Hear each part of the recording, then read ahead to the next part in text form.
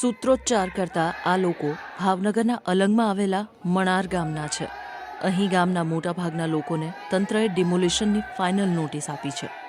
એટલું જ નહીં, નોટિસ બજાવતી વખતે કેટલાક ઘરના વીજ કનેક્શન અને પાણી કનેક્શન પણ કાપી નખાયા છે.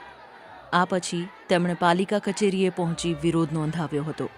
ગામ લોકો કહે છે કે તેઓ છેલ્લા 30-40 વર્ષોથી અહીં રહે છે, તો હવે અચાનક તેઓ તેમના રહેઠાણ છોડી જાય ક્યાં?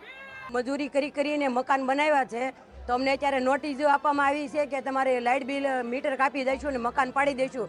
મજૂરી કરીને મકાન બનાવ્યા છે, ઘરાણા ગાંઠા વેચીને મકાન બનાવ્યા છે, તો હવે અમે પાડીને જઈશું ક્યાં? સરકાર અમને ચુકાદો આપે કે અમને રહેવાની જગ્યા આપે અથવા અમને મકાન બાંધકામ કરી દે અને અમારો મકાન ન પાડે એવી અમારી માંગણી છે. કોઈ કાળે અમારા કોઈ વ્યક્તિના મકાન ન પડવા દેવી. વર્ષોથી અહીંયા જ રહી છીએ,